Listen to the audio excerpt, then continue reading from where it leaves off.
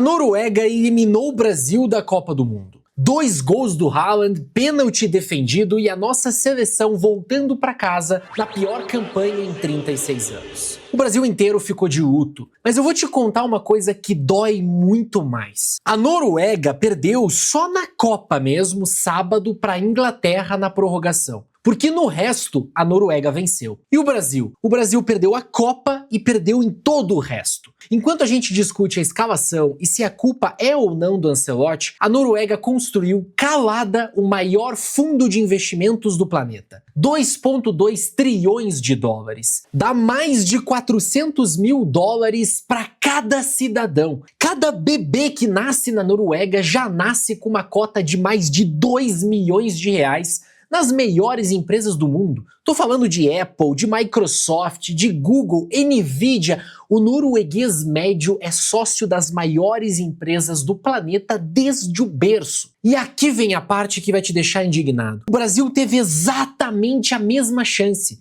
Os dois países descobriram fortunas descomunais de petróleo. A mesma sorte geográfica. O que cada um decidiu fazer com essa riqueza traçou 2 destinos com diferenças abismais. Nesse vídeo eu vou te contar a história completa de como a Noruega fez isso. Mas principalmente eu vou te ensinar do zero, mesmo que você não saiba absolutamente nada de investimento, como que você pode replicar essa estratégia da Noruega na tua própria vida. Eu vou te ensinar a enxergar uma empresa excepcional, a entender por que algumas ações enriquecem os seus sócios enquanto outras não. E eu vou além, eu vou te ensinar a construir o teu patrimônio começando do zero este mês. Só porque o teu país falhou nessa missão, não significa que você também precise falhar. Senta aí porque essa talvez seja a aula mais importante que você vai assistir na tua vida. Muito bem, para você entender o tamanho da lição, a gente precisa voltar no tempo, porque o Brasil e a Noruega têm passados muito mais parecidos do que você imagina. Final dos anos 60, a Noruega era um país de pescadores. Sério mesmo. Um país frio, pequeno, que vivia de pesca e navegação. Não era pobre, mas também não tinha nada de especial. Aí, em 1969, uma empresa furou o fundo do Mar do Norte e encontrou o campo de Ekofisk, uma das maiores reservas de petróleo do mar já descobertas no mundo todo. Da noite pro dia, os pescadores viraram verdadeiros sheiks do Atlântico Norte. O Brasil viveu a mesma história. A gente descobriu o petróleo na Bacia dos Campos nos anos 70 e décadas depois veio o pré-sal, uma das maiores descobertas de petróleo do século. Bilhões de barris. Os dois países ganharam na loteria. Só que quando os países ganham na loteria desse tipo, existe um perigo mortal. E os economistas dão até nome para ele: a maldição dos recursos naturais. Parece contraditório, mas a maioria dos países que descobre uma riqueza natural gigante fica mais pobre por causa dela e não mais rico. A Venezuela é um exemplo disso. Ela tem a maior reserva de petróleo do planeta e o povo passa fome. A Nigéria nada em petróleo e ouro e afundou em corrupção. O dinheiro fácil corrompe os políticos, destrói a indústria local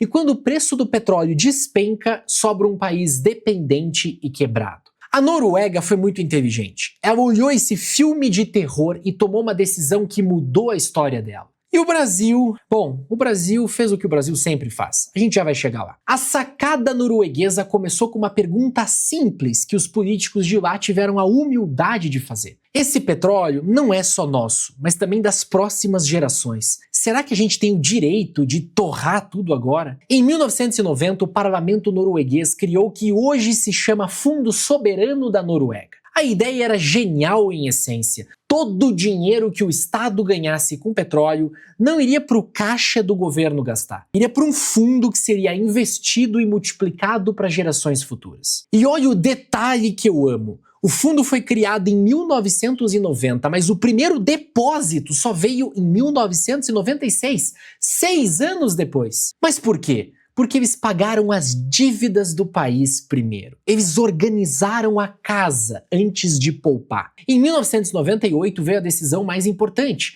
eles autorizaram o fundo a investir em ações. E aqui eu preciso parar e te explicar o que é uma ação, porque tem muita gente que está assistindo esse vídeo que não sabe e não tem vergonha nenhuma nisso. Uma ação é um pedacinho de uma empresa. Quando você compra uma ação da Apple, você virou dono de um pedaço minúsculo, mas ainda assim um pedaço da Apple. Você passa a ter direito a uma fatia dos lucros dela e do crescimento que ela vai produzir. É isso que significa investir em ações. Virar sócio de empresas, sem precisar administrar nada, só comprando um pedaço delas na bolsa de valores. Então a Noruega decidiu usar o dinheiro do petróleo para virar sócia das melhores empresas do mundo. Na época, os críticos questionavam: e se a bolsa cair? Ainda assim, a Noruega manteve a decisão, porque eles entenderam uma verdade que eu repito nesse canal desde que ele existe. No longo prazo, nada no planeta Terra gera mais riqueza do que ser dono de boas empresas. E os caras não pararam por aí. Em 2009, o parlamento norueguês subiu a fatia que o fundo poderia investir em ações para 60%.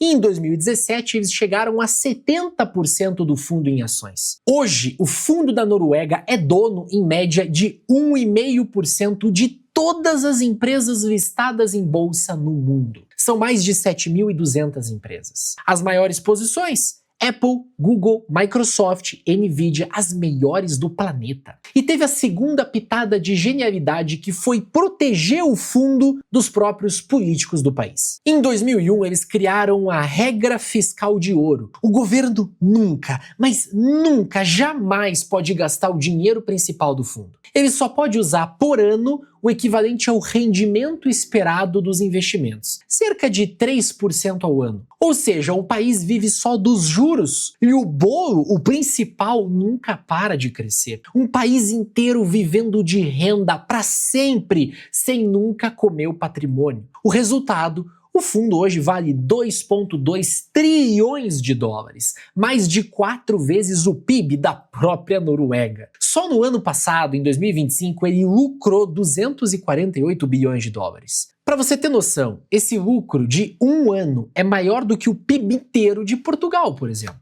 Um país do tamanho da cidade do Rio de Janeiro gerou, num único ano, só com investimentos, mais riqueza do que Portugal inteiro trabalhando. E pensar que o petróleo deles um dia vai acabar e não vai fazer diferença nenhuma, porque hoje a riqueza da Noruega não está mais debaixo do mar, está nas ações das melhores empresas do mundo, gerando lucro para sempre. Eles transformaram um recurso finito, que um dia vai acabar, numa máquina infinita de geração de riqueza. E o Brasil? Ah, o Brasil. A gente descobriu pré-sal e fez o quê? Aparelhou a Petrobras. Protagonizou o maior escândalo de corrupção da história. Usou a empresa para segurar o preço da gasolina por motivo eleitoral e torrou as receitas do petróleo no caixa do governo. A nossa poupança das gerações futuras virou combustível de ciclo eleitoral. Enquanto o norueguês nasce com 2 milhões de reais em ações da Apple, por exemplo, o brasileiro nasce com a cota dele da dívida pública e com a certeza de que ele vai ser um escravo do governo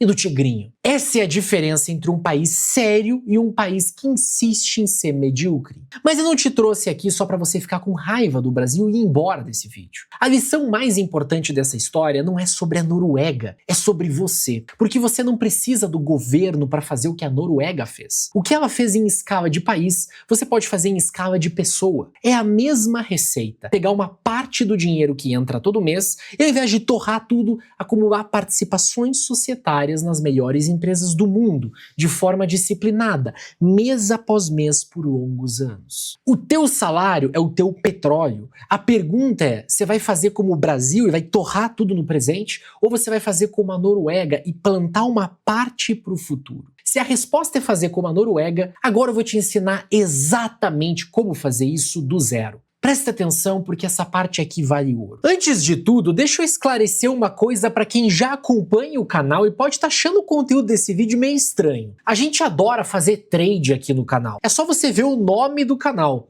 Trade de valor. Swing trade, position trade, cripto, opções, ações, tudo isso é excelente para gerar renda. Você compra a ação a R$10, vende ela a 12 e sai feliz da vida do trade. Mas eu vou te falar algo que eu considero obrigatório. Eu falo isso para os traders desse canal, para os meus amigos, conhecidos e até para minha própria família. Todo mundo precisa ter em paralelo uma carteira de longo prazo. Porque o trade gera renda, mas o que gera riqueza de verdade, aquela que muda o destino de uma família e das próximas gerações, é comprar empresas excepcionais e segurar elas em carteira por muitos anos. Foi isso que enriqueceu o povo norueguês. E agora eu preciso quebrar uma crença que provavelmente já está na tua cabeça se você já investiu em ações, e ela é um erro número 1 do pequeno investidor brasileiro. Você provavelmente já ouviu que investir é comprar ação que paga dividendo.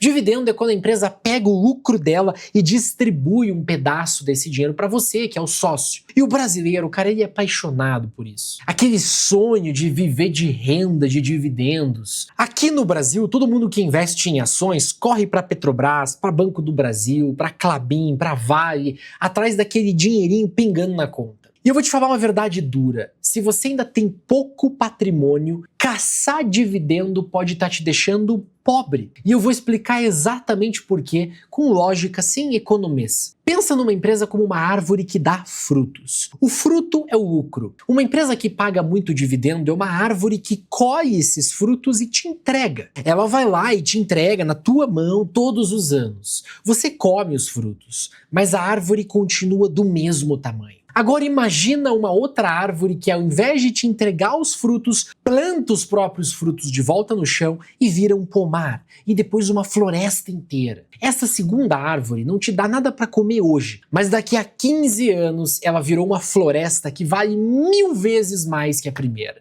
Isso, meu amigo, é o reinvestimento. As melhores empresas do mundo, as que fazem os sócios ficarem ricos, geralmente pagam pouco ou nenhum dividendo. Por quê? Porque elas reinvestem o lucro e reinvestem em si mesmas, abrindo novas operações, criando produtos, comprando concorrentes, gerando outras oportunidades de crescer receita. Elas preferem virar uma floresta a te dar alguns frutos hoje. A Google, por exemplo, não paga dividendo relevante. A Mastercard paga pouco. E foram elas que multiplicaram o patrimônio dos sócios por 30, por 40 vezes nos últimos anos e continuam multiplicando, enquanto muita pagadora de dividendo fica parada no mesmo lugar por mais de uma década, só pingando um dinheirinho ali. Repara na lógica, quando você tem pouco dinheiro, o teu objetivo tem que ser crescer o patrimônio, fazer a árvore virar floresta. Ficar caçando dividendo com pouco dinheiro é como colher os frutos de uma mudinha em vez de deixar ela virar uma floresta primeiro. O dividendo faz sentido lá na frente.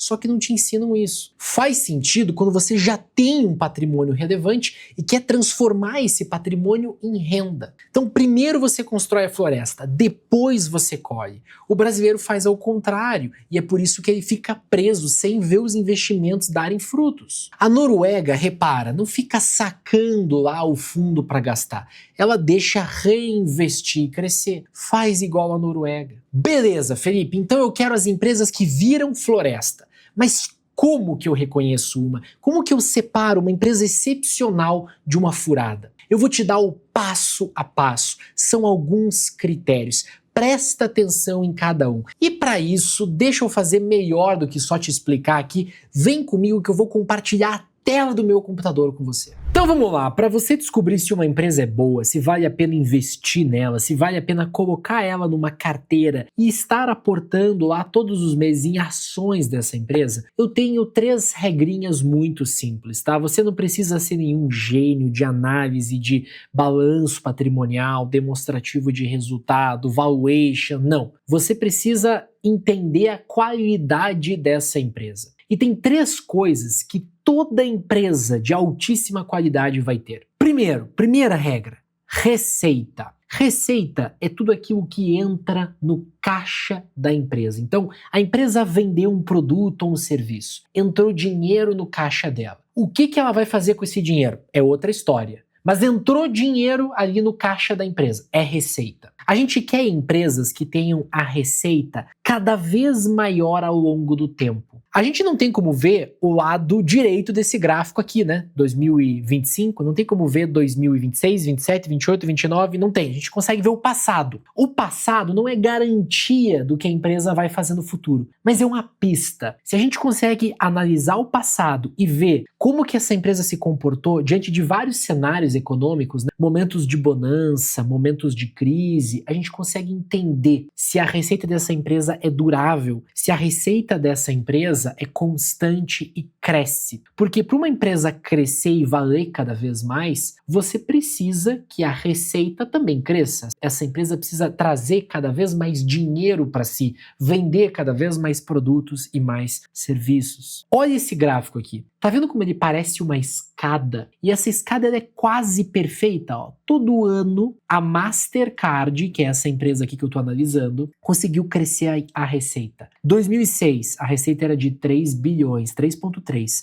2007 já foi para 4,1, 2008 já foi para 5, 2009 já foi para 5,1, 2010 já foi para 5,5. A empresa foi crescendo até que hoje ela tem uma receita de 32 bilhões de dólares, quase 33. Perceba que essa receita só caiu em 2020, porque o produto que essa empresa vende, né, que são os cartões de crédito, eles não poderiam ser utilizados, as pessoas não estavam saindo de casa em 2020. Então, ainda foi um milagre isso aqui conseguir apresentar uma receita similar à do ano anterior. Mas perceba que ano após ano essa receita cresce. Empresas boas vão ter sempre essa curva, essa escada. Tá vendo esses números aqui embaixo, ó? 1 ano, 2 anos, 5 anos, 10 anos e essa primeira linha aqui, ó, CAGR. Essa métrica CAGR, ela significa taxa de crescimento anual. Tá? A gente chama ela de CAGR no mundo financeiro. CAGR, taxa de crescimento médio anual. Nos últimos 5 anos, então você olhar de 2020 para cá, essa empresa ela teve uma taxa de crescimento média de 16,5%.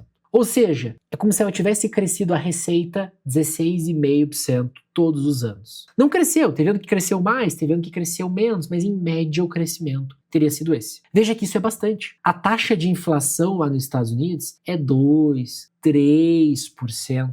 Inclusive dá até pra gente ajustar aqui, ó, pela inflação. Ó. Dá até pra gente ajustar. Veja, ó, que mesmo com a inflação já descontada, a empresa conseguiu crescer mais de 10% todo ano. Isso aqui é uma empresa boa. Isso aqui é uma empresa boa. Porque para uma empresa conseguir fazer isso aqui, ó, essa escadinha na receita, ela tem que obrigatoriamente ter um modelo de negócio bom. O que é um modelo de negócio bom? É a forma como a empresa trabalha. Para ela conseguir faturar tudo que ela faturou no ano anterior, este ano de novo, e ainda crescer, faturar mais, ela precisa ter um modelo de negócio, uma forma de vender, né, um produto ou um serviço que seja muito bom. No caso da Mastercard, são os cartões de crédito. Se a gente olhar aqui, a gente vê que as pessoas elas usam cada vez mais cartões de crédito. Olha só que legal. Ó. 2020, existiam 2,32 bilhões de cartões da Mastercard.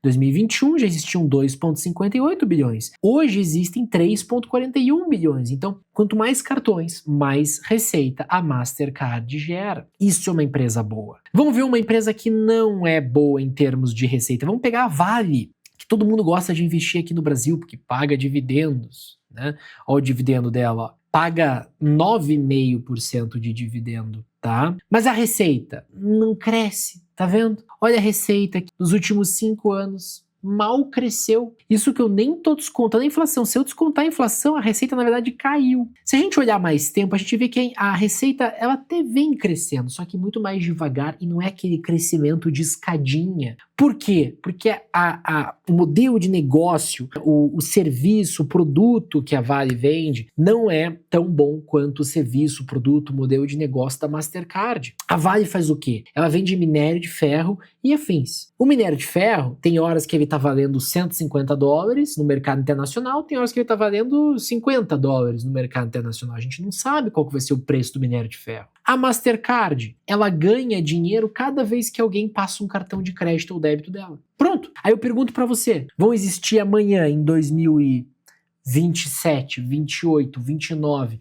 mais pessoas usando cartões de crédito da Mastercard ou menos? Mais pessoas. fazendo mais transações, com mais dinheiro. Vão existir mais seguros, mais serviços de combate à fraude ou menos? Porque ela também ganha dinheiro vendendo isso para os bancos. Vão existir mais seguros, mais serviços de combate à fraude. Veja que essa é uma empresa maravilhosa. Vamos pegar um outro exemplo aqui, ó. Pega a Klabin. Os brasileiros adoram investir na Klabin. Por quê? Porque paga dividendo. Ó, o dividendo aqui, ó. Vai pagar 9% de dividendo esse ano. Mas olha a receita. Até vem crescendo. Até vem conseguindo crescer. Ajusta pela inflação, o crescimento é pífio, 5% ao ano. O que você prefere? Investir numa empresa como a Mastercard, que já ajustando pela inflação cresce mais de 10% ao ano, ou você prefere investir numa empresa como a Klabin, que ajustar pela inflação tem um crescimento aqui, ó, de 5% ao ano? É uma empresa cíclica. Veja que ela ficou aqui, ó, de 2004 até 2015 praticamente faturando a mesma coisa, não teve crescimento nenhum. Por quê? Porque o que ela vende, né, papel, celulose, não teve nenhum incremento de preço. Caiu o preço do papel e da celulose. Então tá vendo como o modelo de negócio importa? Google, por exemplo. Olha a receita do Google. Olha que maravilhosa a receita do Google. Tá vendo? Uma escadinha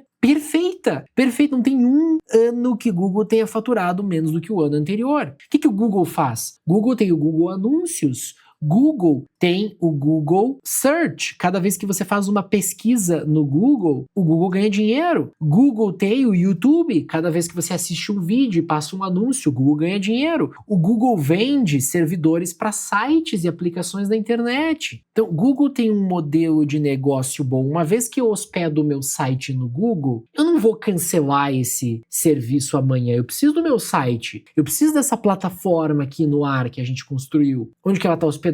No Google. Segunda regra, lucro. Empresa boa é empresa que dá lucro. Não adianta nada uma empresa crescer a receita, que é o caso da Klabin, que a receita vem crescendo e ela não conseguir extrair o lucro disso aqui. Olha o lucro da Klabin. Tá vendo como o lucro da Klabin praticamente não cresce? É o mesmo lucro lá, ó, 2016 e 2025. 10 anos se passaram, a empresa não conseguiu gerar um lucro maior do que o lucro lá de 2016. Se você olha, por exemplo, 2020, 2015, 2008, você teve inclusive prejuízos aqui. Vamos comparar o lucro com Google. Olha Google, olha Google. Alguma vez Google deu prejuízo? Nunca, nunca. Tivemos crise em 2008, tivemos crise em 2020. Google nunca deu prejuízo. O lucro caiu 1, 2 vezes. O resto só subiu. A empresa sempre foi lucrativa. Guarda na tua cabeça uma coisa.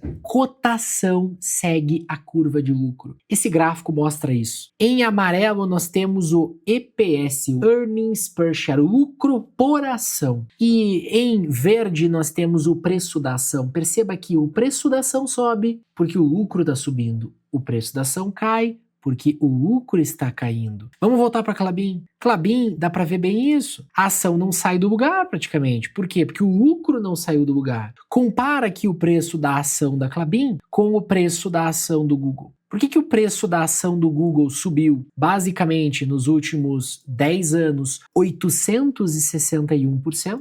E o preço da ação da Klabin subiu nos últimos 10 anos 100%. Porque o Google cresceu o lucro, a Klabin mal conseguiu crescer o lucro. Preço da ação segue a curva de lucro. Mas veja, o acionista da Klabin estava ganhando dividendo. Do que adiantou se o patrimônio dele não cresceu? Se o patrimônio dele já era grande, beleza, ele estava recebendo renda em cima desse patrimônio que era grande. Mas no caso de Google, Google conseguiu crescer o patrimônio de quem tinha ele bem pequenininho. Hoje, quem investiu em Google 10 anos atrás tem um patrimônio quase 10 vezes maior. Fora os dividendos, a pessoa também recebeu dividendos, menos dividendos do que Klabin. Google está pagando algum dividendozinho aqui, ó.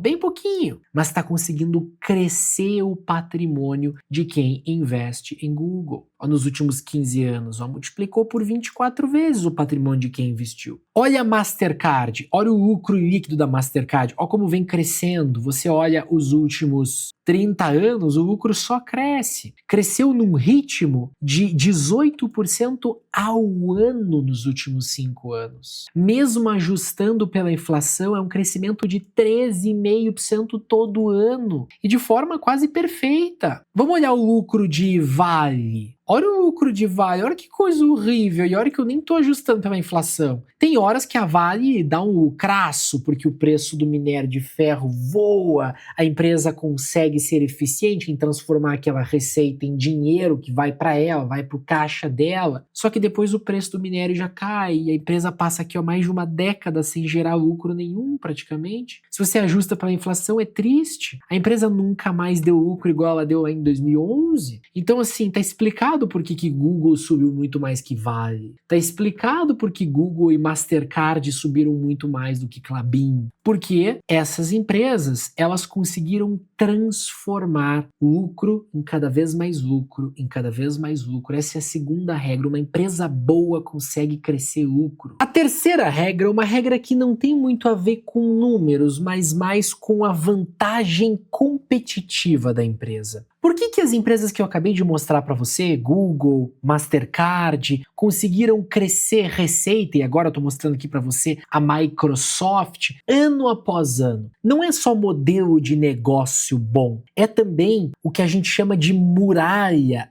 anticompetição. Os americanos têm um nome para isso, eles chamam de moat.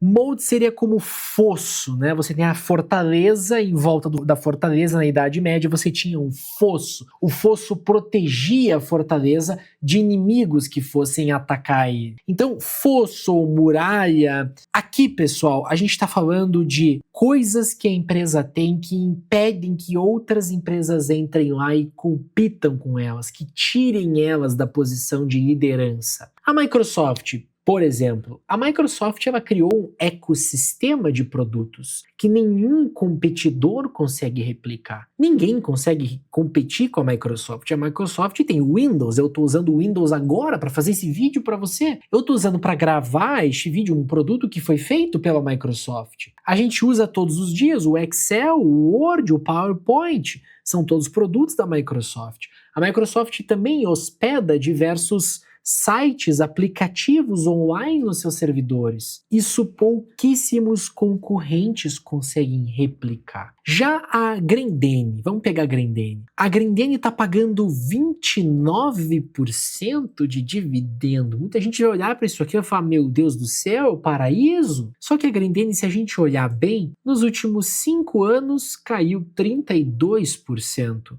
Nos últimos 10 anos, mal conseguiu subir, não subiu nem 100% em 10 anos. Por que isso aconteceu? Por que a Grendene não consegue fazer igual a Microsoft e crescer receita? Por que a receita está estagnada há 20 anos ajustada pela inflação, enquanto a receita da Microsoft, mesmo ajustando pela inflação, só cresce ano após ano? Porque a Grendene não consegue criar vantagens competitivas, não consegue criar muralhas, barreiras intransponíveis para os seus competidores. Qual que é a vantagem da Grendene? Nenhuma. Ela faz sapatos. Não tem absolutamente nenhuma vantagem. Qualquer um pode fazer sapatos, qualquer empresa pode minimamente... Qualquer empresa com recursos pode competir contra a Grendene. Se a gente ajusta, por exemplo, o lucro da Grendene pela inflação, a empresa dá mais lucro em 2008 do que agora. Bizarro, entende? É por isso que as ações da Microsoft não param de subir, o lucro da Microsoft não para de subir.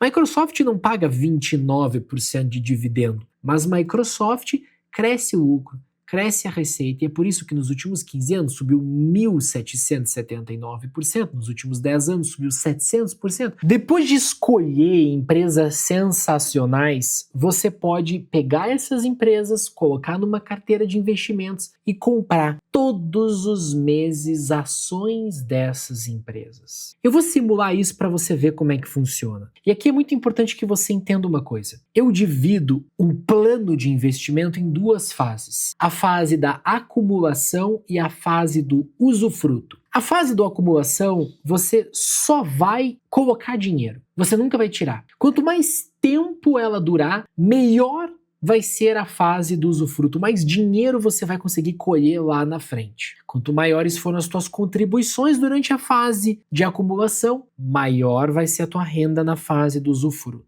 Vamos fazer uma simulação aqui. Vamos pegar o período de 2006 até o período de 2020.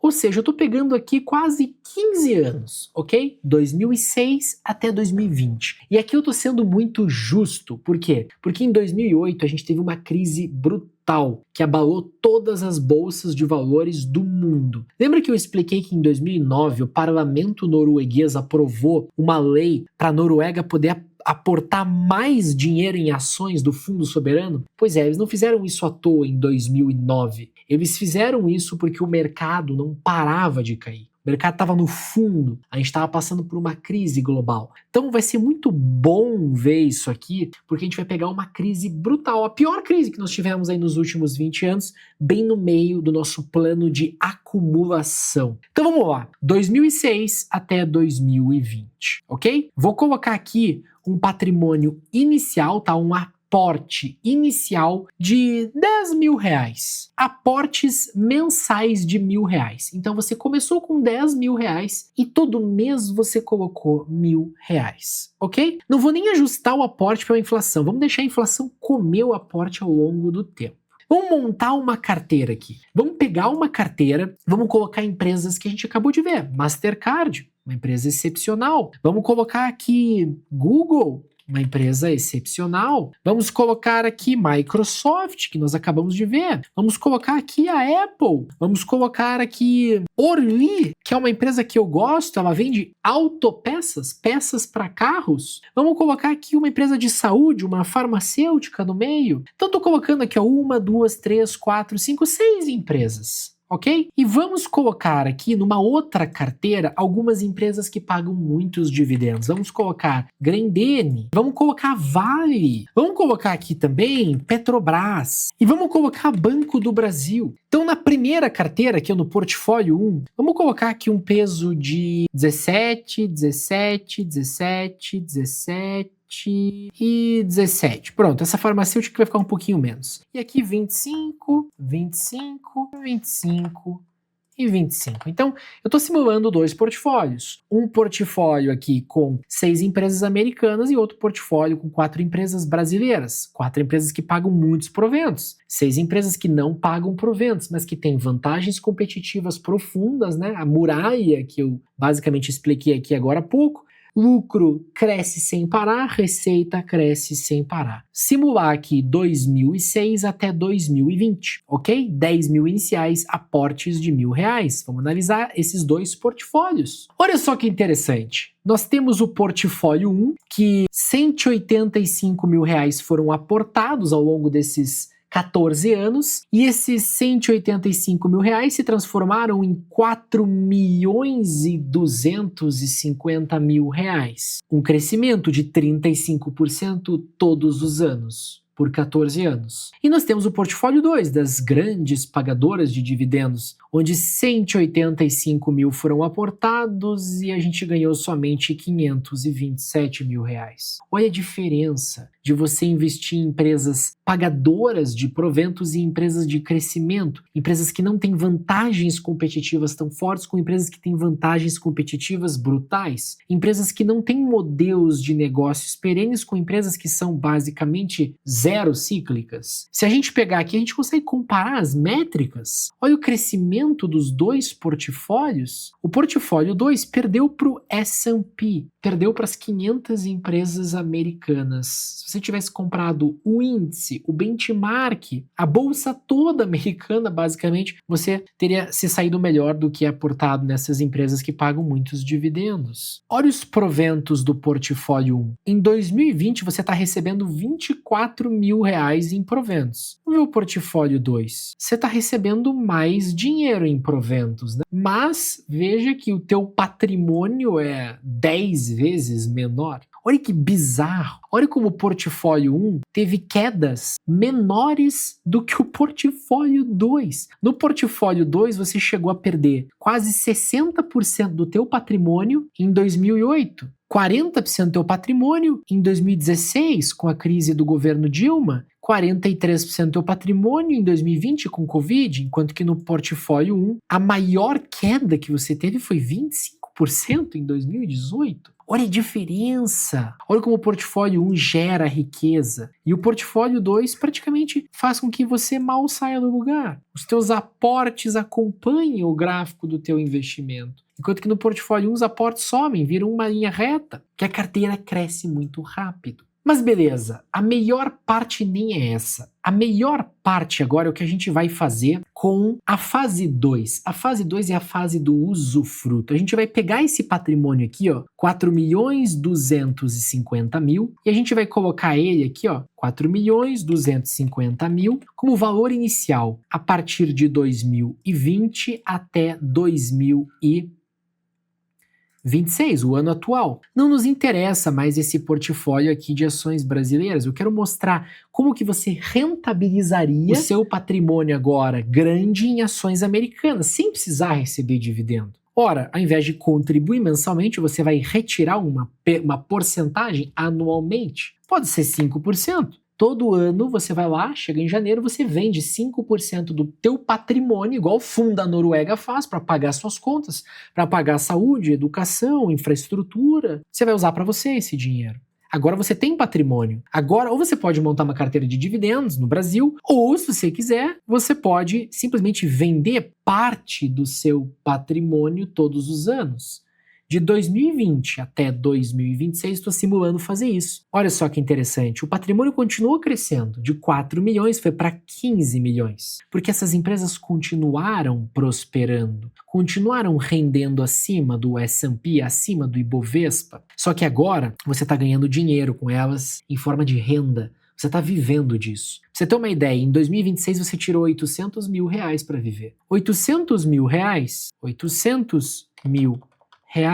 divididos por 12 são 66 mil reais por mês. Tá bom? Para você ainda tem imposto, né? Você vai pagar aí uns 15% pro nosso governo maravilhoso que nos afunda em dívida, mas vai sobrar boa parte para você. E aí? Muito melhor, né? Isso que a Noruega faz. É exatamente isso. Só que ao invés de fazer isso para uma pessoa, eles fazem isso para a nação inteira. O que o nosso Brasil poderia ter feito se nós tivéssemos políticos decentes. Uma última reflexão aqui. Olha o poder do investimento em ações. Olha como a Noruega foi inteligente. Acabei de mostrar para você que um simples aporte de 10 mil reais lá em 2006 e aportes de R$ 1.000 por mês durante 15 anos, não foi tanto tempo assim. As pessoas normalmente têm uma vida inteira, 30, 40, 50 anos para fazer isso. Eu estou considerando aqui uma parte da vida, 15 anos. 15 anos aportando R$ 1.000 por mês teriam se transformado em 15 milhões, com você já tirando dinheiro para viver todos os anos. E não é pouco dinheiro, é 50 mil reais. É 5 vezes o valor que você colocou no início, todos os meses. Veja que aqui a fórmula é o tempo. Não é o quanto você começa, não é o quanto você coloca por mês, mas sim o tempo. Existe um livro sensacional que se chama Shut Up and Wait. Traduzindo, seria Cale a Boca e Espere. Cada página desse livro é esse gráfico aqui, que é o gráfico de ações americanas, do índice que representa as ações americanas, né? O S&P 500 ou S&P 500, as 500 maiores empresas dos Estados Unidos. Um único dólar investido em 1871 teria se transformado em quase 10 milhões de dólares. Esse é o poder dos juros compostos. Esse é o poder de você investir em empresas que crescem receita, que crescem lucro, que reinvestem nelas mesmas. Show! Agora que você viu o método na prática e o poder dos juros compostos na tela, eu preciso reforçar um ponto que pode ser o mais importante para o teu bolso no longo prazo. A importância de investir em moeda forte, principalmente nos Estados Unidos. Repara numa coisa que ficou escancarada nos gráficos que eu acabei de te mostrar aqui, e que não é nenhuma coincidência. As escadas lindas, as máquinas de compor riqueza, Google, Microsoft, Mastercard, Eli Lilly, estão todas nos Estados Unidos. As montanhas russas, Vale, Petrobras, Klabin, Natura, estão aqui no Brasil. Isso não é acaso. é estrutural. A economia americana é a mais forte e inovadora do planeta. É a terra da inovação, do ambiente onde o capitalismo realmente funciona. E o mais importante para você, a bolsa deles é movida por tecnologia, por saúde, por consumo, setores que crescem de forma previsível, década após década, e que estão cheios daquelas muralhas que a gente já falou. Já a nossa bolsa brasileira é dominada por empresa cíclica, refém do preço de commodity e de ciclo político. É por isso que aqui é tão difícil achar uma escada e tão fácil achar uma montanha russa nos gráficos. E olha a ironia que fecha tudo. O próprio fundo da Noruega, o país mais celebrado do mundo pela qualidade de vida e pela riqueza, tem as maiores posições dele nos Estados Unidos. Apple, Microsoft, Nvidia, os caras mais espertos e disciplinados do planeta, com 2,2 trilhões de dólares na mão, escolheram botar o dinheiro nas empresas americanas. Se é bom o suficiente para a Noruega, é bom o suficiente para você. Ter uma parte do teu patrimônio dolarizado nas melhores empresas do mundo não é luxo, é a decisão mais inteligente e mais segura que um investidor de longo prazo pode tomar. E é bem aqui que eu preciso te fazer um convite, porque tem um detalhe que eu fui honesto com você durante todo o vídeo. Fazer tudo isso aqui na prática, sozinho, dá um trabalho imenso. Achar as empresas que são escadinhas e não montanhas russas, ler os resultados a cada 3 meses, que é quando eles são divulgados, ver se a receita ainda sobe, se o lucro acompanha, se a muralha continua de pé, montar a carteira certa, decidir quanto vai para o Brasil, quanto vai para os Estados Unidos e ainda descobrir se o preço de hoje está caro ou está barato, dá trabalho. Isso é trabalho de especialista, que leva mais de uma década para aprender a fazer direitinho. E é exatamente o que nós fazemos aqui na Trade de Valor, no nosso serviço de recomendação de longo prazo. Muita gente conhece o nosso grupo de traders, mas não sabe que a gente tem esse serviço de longo prazo. E cá entre nós, é o que eu tenho mais orgulho de oferecer, porque é o que realmente muda a vida de uma família de forma simples. A nossa equipe de análise, com mais de uma década de experiência, faz todo esse trabalho pesado por você. A gente estuda cada empresa com esses 3 pilares que você aprendeu e vai além, avalia a qualidade dela como máquina de longo prazo. E de forma separada, avalia se o preço de hoje é bom ou se é melhor esperar um ponto de entrada melhor. Porque uma empresa pode ser excelente e tá cara demais agora pra gente entrar. Então são 2 perguntas diferentes e a gente entrega as respostas mastigadinhas para essas 2 perguntas. Se a empresa é boa e se tá na hora de comprar essa empresa. E a gente mantém 4 carteiras prontas. As carteiras brasileiras, tanto com foco em crescimento patrimonial quanto com foco em dividendos, em renda, para quem já tá nessa fase de construir renda passiva. E as carteiras dos Estados Unidos, tanto a carteira de BDRs, para você ter a comodidade de não precisar sair da bolsa brasileira, quanto a carteira de ações americanas, onde você investe diretamente lá fora, no maior mercado do mundo, nas melhores empresas, do jeitinho que a Noruega faz. Todo mês a gente diz exatamente o que comprar com o teu aporte. Você tem as lives com direcionamento, relatório de cada empresa e reunião de acompanhamento com o nosso time. É terceirizar para uma equipe de profissionais de alto preparo o mesmo trabalho que o comitê do fundo norueguês faz. Escolher as empresas certas, vigiar tudo e manter a disciplina para continuar aportando.